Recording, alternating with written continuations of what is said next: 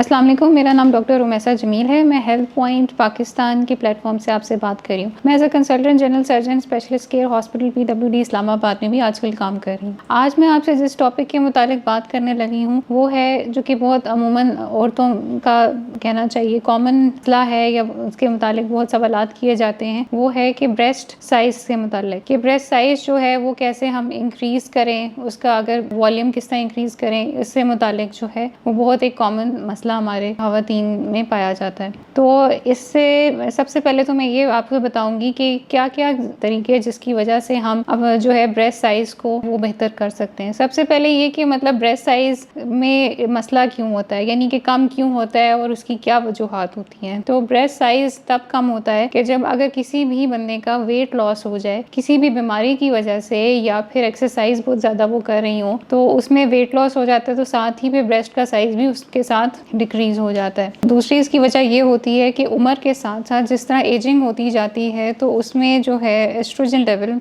Body में कम हो जाते हैं। तो एस्ट्रोजन लेवल कम होने की वजह से ब्रेस्ट टिश्यू उसका जो साइज है वो कम होना शुरू हो जाता है, यानी उसकी जो वॉल्यूम है या उसका जो टिश्यू है वो ब्रेस्ट टिश्यू वो कम होना शुरू हो जाता है। अच्छा, फिर उसकी वजह से एक और इसके अलावा जो रीज़न होती है वो ये है कि अगर पेशेंट स्मोकर है तो उसमें जो है एक तो स्मोकिंग की वजह से ब्रेस्ट टिश्यू की अपनी इलास्टिसिटी जो है वो कम हो जाती है और उसकी वजह से जो वो टिश्यू लॉस हो सकता है। और दूसरा ये कि अगर पेशेंट किसी किस्म की कोई मेडिकेशन यूज़ कर रहा है उसका भी वो ब्रेस्ट वॉल्यूम पे अफेक्ट होता है। अब लेकिन क्योंकि वैसे OCPs और ये जो है हार्मोनल थेरेपी जो होती है रिप्लेसमेंट थेरेपी, उसमें अमूमन वैसे ब्रेस्ट लॉस नहीं होता, ब्रेस्ट का जो है गेन हो जाता है कि एज अ साइड इफेक्ट के ब्रेस्ट इंकॉर्जमेंट हो जाती है और ब्रेस्ट साइज इंक्रीज हो जाता है। तो वो टेम्परेरीली है। ये एक तरह से आप कह सकते हैं कि कुछ लोग इसको ट्रीटमेंट के तौर पे भी समझ सकते हैं, लेकिन ये तो एक तरह से उसके साइड इफेक्ट के तौर पे आता है। तो ये मैंने कहा आपको बीच में इसके बारे में भी मैं बता दूं। अच्छा, अब हम बात करते हैं कि अब कौन से वो तरीके हैं जिसकी वजह से जो है हम ब्रेस्ट साइज को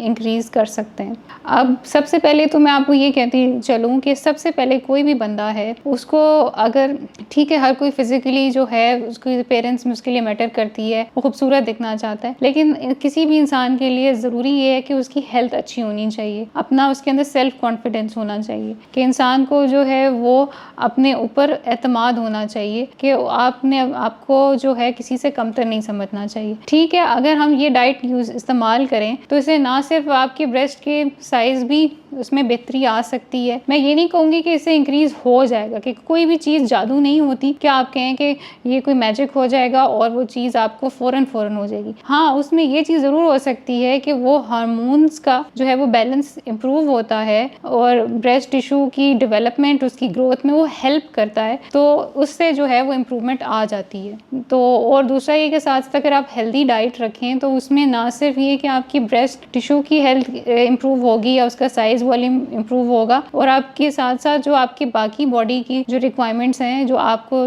हेल्थी लाइफस्टाइल चाहिए या हेल्थी बॉडी चाहिए, तो ये उसके लिए भी इफेक्टिव होगा। तो सबसे पहले अगर हम डाइट में बात करें तो डाइटरी जो नेचुरल सोर्स है, अब उसमें भी ये आपको मैं पहले डिवाइड कर देती हूँ कि क्या क्या है। एक तो ये कि डाइटरी जो है हम उसका जो नेचुरल तरीका है उसके थ्रू कर सकते हैं। कुछ सप्लीमेंट्स भी अवेलेबल होती हैं जो कि उसके लिए यूज़ होती हैं, जिसमें यही अमूमन यही जो भी मैं आपको बताऊंगी, जो प्लांट बेस्ड जितनी भी हैं हम यूज़ करते हैं नेचुरली, उसी ही का आप समझ लें एक्सट्रैक्ट निकाल के वो सप्लीमेंट्स बनाए जाते हैं। और तीसरा ये कि अगर इनमें से या कुछ जिस तरह ये मेडिकेशन या सप्लीमेंटेशन में, मेडिकेशन में मैं पहले जिक्र कर चुकी हूँ कि अगर कोई जो है वो हार्मोनल जो रिप्लेसमेंट थेरेपी या जो ओरल कॉन्ट्रासेप्टिव पिल्स जो होती हैं, ये जो हमल रोकने वाली जो दवाइयाँ होती हैं, इससे जो है भी ब्रेस्ट साइज इंक्रीज हो जाता है, लेकिन वो टेम्पररी होता है। अच्छा, ये तो हो गया। और साथ में ये कि अगर इनमें से कुछ भी फर्क नहीं पड़ा तो फिर हमारे पास एक ऑप्शन होती है जो सर्जरी होती है, जिसे हम ब्रेस्ट ऑगमेंटेशन कहते हैं। ठीक है, तो चलिए हम अपने उस तरफ चलते हैं कि क्या जो है डाइट में नेचुरली आप कौन सी चीज़ें ऐसी ले सकते हैं जिसकी वजह से ब्रेस्ट साइज आपका इंप्रूव हो सकता है। सबसे पहले उसमें है फ्लैक्स सीड, जिसे हम अलसी कहते हैं। ठीक है, अलसी जो है वो आप अगर इस्तेमाल करें, उसका अमूमन ये है कि ब्रेस्ट हेल्थ के लिए, या जो कि हम ब्रेस्ट में अगर दर्द वगैरह उसके लिए भी जो है हम यही एडवाइस करते हैं, जिसमें हम कहते हैं कि कम से कम 30 ग्राम, जो कि अगर आप रफली कर लें 1 से 2 टेबल स्पून बन जाते हैं, और वो आप जो है अपने किसी भी अगर ब्रेकफास्ट में लेना चाहते हैं दलिया के साथ या किसी भी चीज़ के ऊपर पाउडर की फॉर्म में छिड़क के आप उसको इस्तेमाल कर सकते हैं। ये तो हो गए अलसी के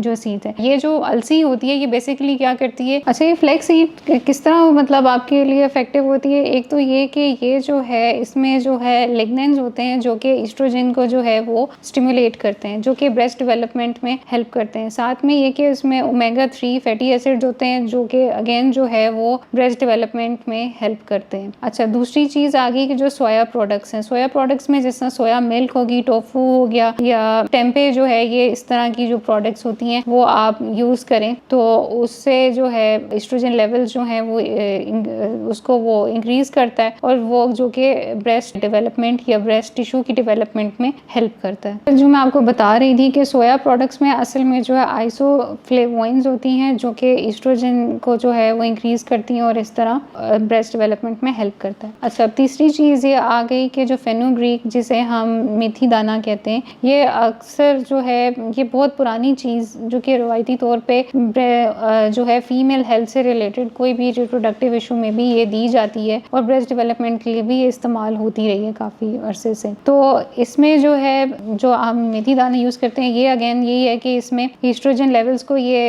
इन्हांस करती है और फिर साथ में ये ब्रेस्ट डेवलपमेंट और ब्रेस्ट टिश्यू डेवलपमेंट में हेल्प आउट करती है। फिर तीसरी चीज़ जो है वो फेनल है। अच्छा, ये सौंफ, इसमें जिसको हम सौंफ कहते हैं, सौंफ का आप उसे किसी भी पाउडर फॉर्म में यूज़ कर सकते हैं या चाय के तौर पे यूज़ कर सकते हैं। तो ये इसमें भी यही कि इसमें एस्ट्रोजेनिक प्रॉपर्टीज़ होती हैं और अगेन वही है कि ये ब्रेस्ट डेवलपमेंट में हेल्प करता है। इसके अलावा जो है हम चिकपीस इस्तेमाल कर सकते हैं, जो चने हैं इसमें आइसोफ्लेवोन्स होते हैं, ये फाइटोएस्ट्रोजन की ही टाइप है। तो इसमें चने हो गए या इसके अलावा भी कोई भी लेग्यूम, लेंटिल जिस तरह दालें हो गई, ये जो सारी फैमिली है, मसूर की दाल, माश की दाल, सारी ये जो सारी दालें आपके पास हैं मौजूद, ये आपने इस्तेमाल कर सकते हैं और इन सब में जो है यही जो फाइटोएस्ट्रोजेंस होते हैं और ये फिर ब्रेस्ट डेवलपमेंट में हेल्प करते हैं। अच्छा, उसके अलावा जो है आप जो है ड्राइड फ्रूट्स ले सकते हैं जो कि ड्राई फ्रूट्स हैं, या फिर उसकी अगर आप फ्रूट्स वैसे भी उनकी ले लें तो उसमें भी जो है वो आपकी ब्रेस्ट डेवलपमेंट को वो स्टिमुलेट करेगा। इसमें जो आ जाती हैं चीज़ें, खुबानी आ गई, अखरोट आ गया, बादाम आ गया, और खुबानी भी मैं वो वाली कह रही हूँ कि आप वैसे भी खुबानी ले सकते हैं, जो ड्राइड खुबानी मिलती है जो ड्राई फ्रूट्स की फॉर्म में होती है उसमें उसे भी इस्तेमाल कर सकते हैं।